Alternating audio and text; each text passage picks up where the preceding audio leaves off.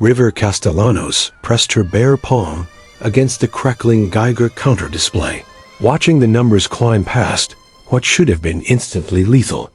The radiation readings made her Zephyrian colleagues take 3 steps back, their chitinous exoskeletons clicking in distress. She just smiled and pulled off her helmet. "What are you doing?" Dr. Kexthara's mandibles chattered in horror as River's auburn hair caught the sickly green glow of the atmospheric ionization. "The radiation will cook your DNA in minutes." River knelt and scooped up a handful of the glowing crimson soil, letting it run between her fingers like deadly sand. "This isn't radiation, Doc. This is potential." She stood, brushing the radioactive dust off her hands with casual indifference that made the entire Galactic Terraforming Committee step back another. 5 feet, you see death.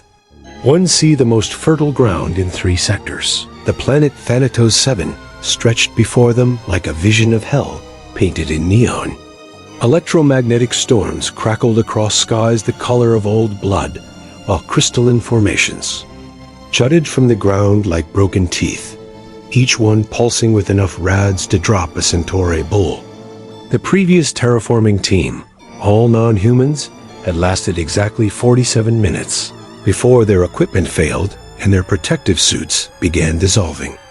River had been walking around in a t-shirt and jeans for 6 hours. "Impossible," whispered Ambassador Veltar, his 4 eyes blinking independently as he consulted his scanner. "No organic being can survive this environment. The readings must be wrong." "Oh, they're not wrong." River grinned, that dangerous smile that had gotten her banned from 3 space stations and made her the most requested terraformer in human space. "See, you're all thinking about this backwards. You're trying to make this world safe for life. But what if—" She gestured at the hellscape around them, where metal debris was actually melting from ambient radiation. "What if we make life that's safe for this world?" Before anyone could ask what she meant, the ground beneath their feet began to shift. Emergency sirens started wailing as something massive erupted from the radioactive soil 50 meters away. What emerged shouldn't have been possible. A creature that looked like a cross between a tree and a lightning rod, its crystalline bark crackling with stored electromagnetic energy.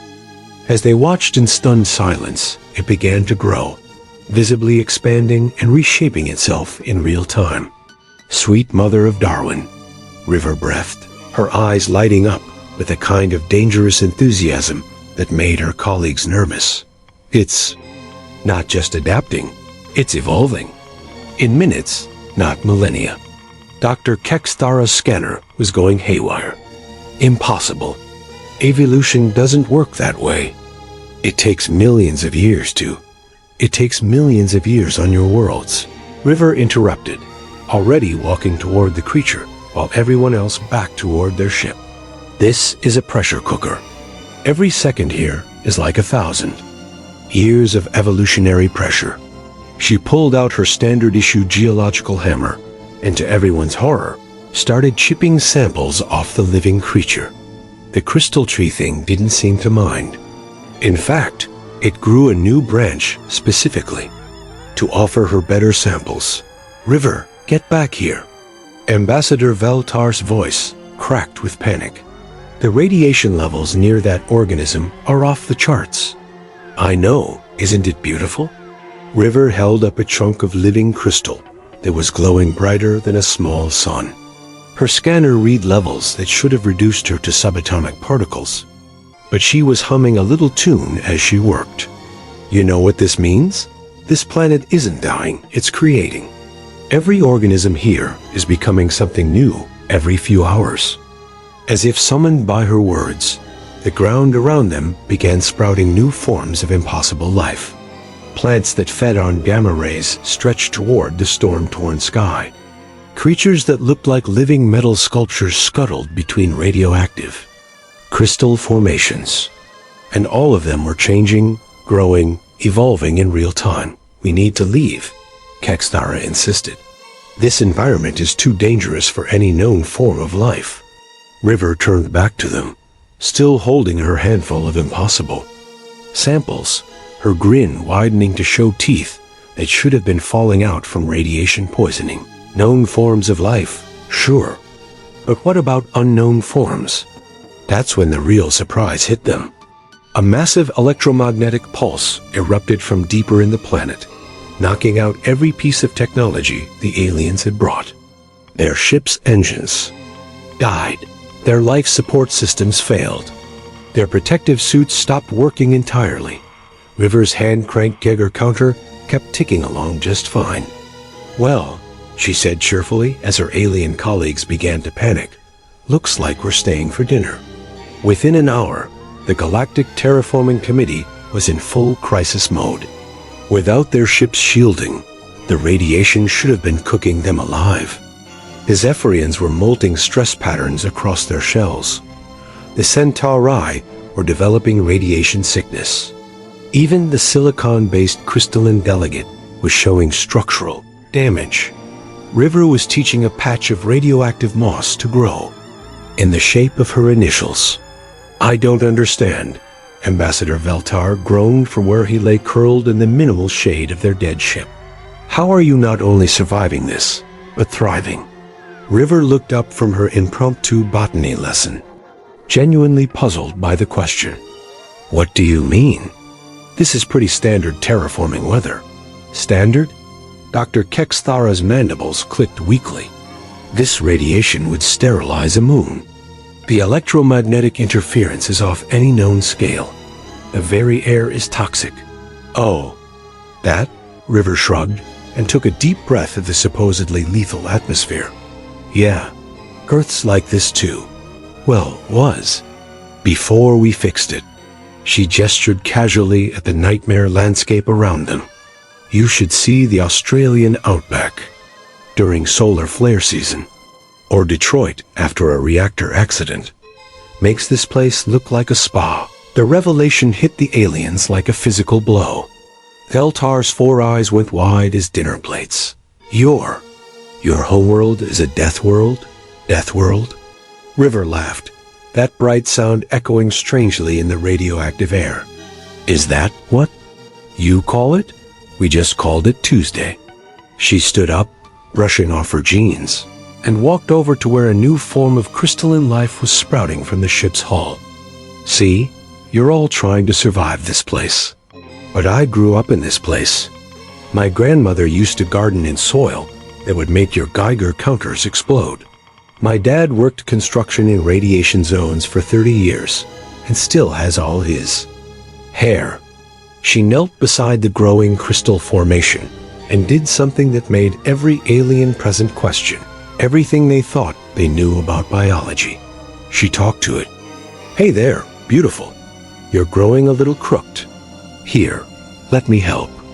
River gently guided the crystal's growth, her bare hands shaping living radioactive mineral like it was clay. The crystal responded, growing stronger and more stable. Under her touch, "That's impossible," Kexthara whispered. "Radiation doesn't work that way. Biology doesn't work that way. Reality doesn't work that way." River glanced back at them with that dangerous grin. "Reality's got a lot more room for impossible than most people think." She stood, wiping her hands on her jeans, leaving glowing handprints on the fabric. "The question isn't how I'm surviving this. The question is, what are we going to build with it?" As if in response to her words, the entire planet seemed to shudder. New forms of life began erupting from the ground, all around them. Not the random chaos of before, but organized, purposeful growth. The radioactive plants began forming geometric patterns. The crystal creatures started building structures. The very landscape was reshaping itself into something that looked almost planned. "River."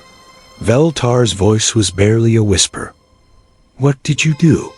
She turned to look at the emerging garden of impossible life, spreading out in all directions. From where she stood, her eyes reflecting the green glow of a world being reborn. "I didn't do anything, Meltar. I just gave them permission to be what they were always meant to become. That's when they realized the truth that would change everything. River wasn't just surviving the radiation. She was conducting it, directing it, turning the planet's deadliest force into the engine of its transformation. What happened next defied every principle of terraforming science in the known galaxy. River walked through the radioactive hellscape, like she was strolling through her grandmother's garden, and everywhere her feet touched, the impossible became routine. She hummed while she worked, an old earth song about flowers growing in concrete, and the very atoms seemed to dance to her rhythm. Crystalline formations rearranged themselves into elegant spirals. Radioactive moss began forming living carpets that actually cleaned the air instead of poisoning it. Electromagnetic storms that had been chaotic began following patterns, creating a natural power grid that fed the growing ecosystem. "This is madness," Dr. Kexthara muttered, but she couldn't look away. River had somehow convinced a patch of uranium-eating bacteria to form themselves into the shape of a flower. A glowing flower that was beautiful enough to make a grown Zephyrian weep. "No," Ambassador Valtar said slowly, his analytical mind finally grasping what they were witnessing. "This isn't madness. This is genius. She's not fighting the planets. Nature, she's amplifying it." River overheard and flashed them a grin. "Give the ambassador a prize. See, everyone else tries to make hostile worlds more like their homeworlds. But what IF?" She gestured at a grove of trees that were literally feeding on gamma radiation, their leaves glowing like stained glass windows. "What if we make them more like themselves, just ... better?" She knelt beside a pool of liquid that should have been pure acid, dipped her finger in it, and tasted it. The aliens nearly fainted. "Perfect pH for the crystalline root systems," she announced cheerfully. "Just needed a little organic buffer." River pulled a seed from her pocket, a simple earth sunflower seed, and dropped it into the deadly pool. Within minutes, something extraordinary happened. The seed began to grow, but not into a normal sunflower. It became something new, something that had never existed before. A hybrid of earth biology and radioactive crystal, a plant that converted electromagnetic storms into nutrients and radiation, into stunning displays of bioluminescent art. How? Kexthara's voice was filled with awe and terror. How is this possible? River stood up, wiping her hands on a cloth that should have disintegrated from radiation exposure, but instead seemed to be getting stronger. Life wants to live, Doc. It wants to grow, to adapt, to become more than it was. All I'm doing is giving it permission and maybe a little guidance. She walked over to where the aliens huddled by their dead ship and did something that stopped their hearts. She began fixing their equipment with her bare hands, while it was still crackling with lethal radiation. "The trick," she said conversationally, while jury-rigging their life support systems with what appeared to be radioactive crystal formations and glowing moss, "is to stop thinking of radiation as the enemy. It's just energy. And energy can be directed, channeled, put to work." Their life support systems came back online, but they were completely transformed. Instead of filtering out the radiation, they were somehow converting it into breathable atmosphere. The readings were impossible, but their bodies felt better than they had in years. "River," Veltar said carefully, "what exactly were conditions like on Earth?" She paused in her work, a distant look crossing her face. "Well, when I was growing up in New Chernobyl, we used to have radiation storms every Tuesday. Dad would take use outside to play in them, said. It was good for building character. Mom grew vegetables that glowed in the dark and could season themselves. The local wildlife, ... double quotes, she chuckled. Let's just say Darwin would have had a field day." The truth hit them like a freight train. Earth hadn't just been a death world. It had been a successful death world, one where life had not only survived impossible conditions, but had learned to thrive in them. And humans were the end result of billions of years of that process. That's why you can do this, Kexthara whispered. You're not just resistant to the radiation, you're evolved for it. Evolved for it, raised in it, trained by it. River nodded, her attention already turning back to the transformed landscape spreading around them. And now I get to teach it to others. As if responding to her words, the entire ecosystem they'd built in just a few hours began to sing. The crystal formations resonated with harmonic frequencies. The hybrid plants rustled in patterns that created music. The electromagnetic storms overhead began pulsing in rhythm. They had created the first, truly symbiotic terraformed world in galactic history, and it was singing. 3 days later, the impossible had become inevitable.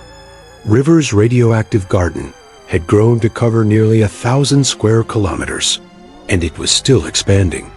News crews from across the galaxy were arriving hourly, though most had to stay in orbit because their equipment couldn't handle the planetary conditions. River had built them a landing pad out of living crystal that somehow made their ships more functional instead of less.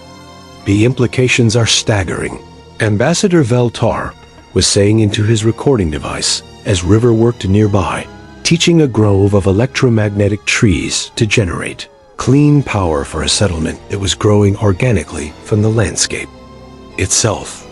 She's not just terraforming, she's evolving terraforming, creating entirely new categories of life.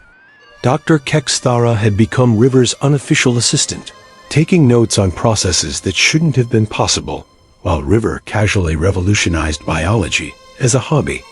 The symbiotic relationships she's establishing are beyond our current understanding of ecosystem dynamics. The crystal formations serve as both shelter and power generation.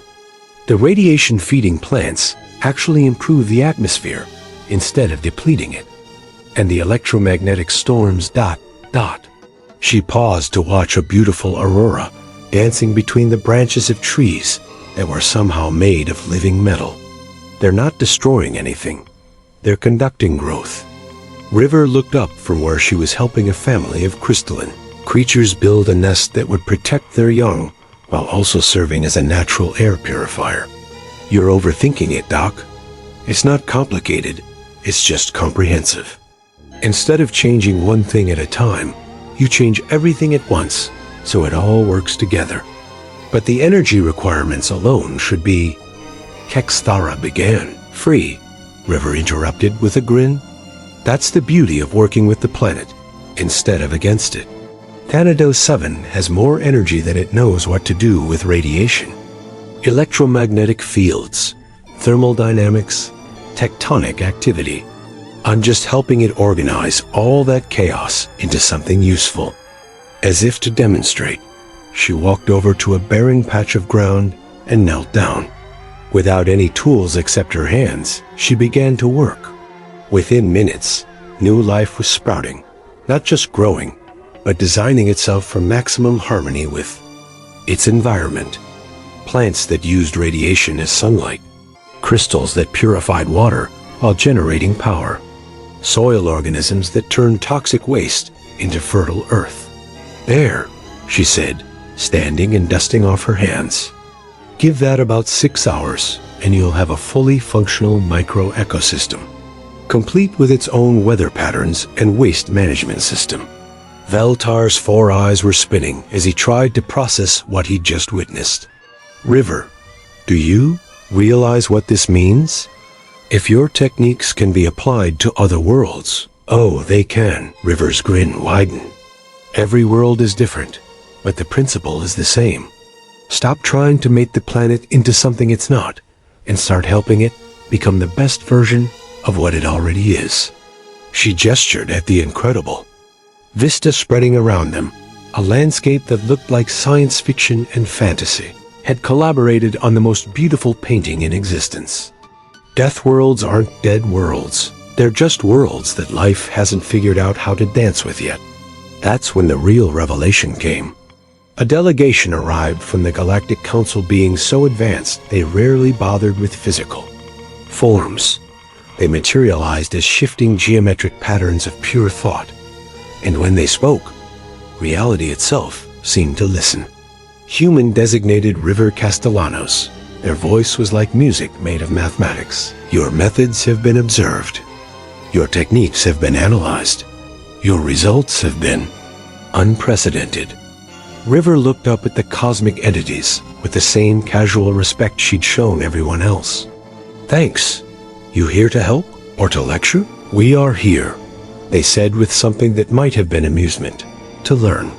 In 47 million years of galactic civilization, no species has achieved true symbiotic terraforming. You have accomplished it in 3 days. Well, River shrugged, I had good material to work with. This planet wanted to be beautiful. It just needed someone to show it how. The cosmic beings pulsed with what looked like surprise. You speak of a planet as if it were alive, isn't it?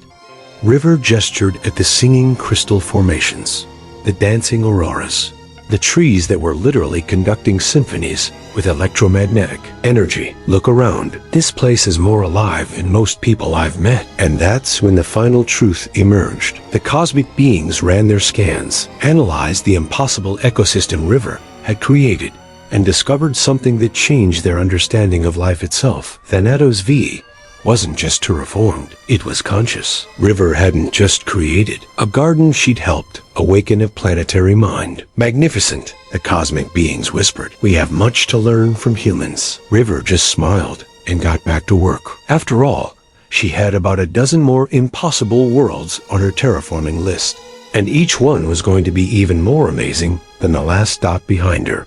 Thanatos V hummed a little tune, the same song River had been humming when she first arrived. The planet had been listening all along.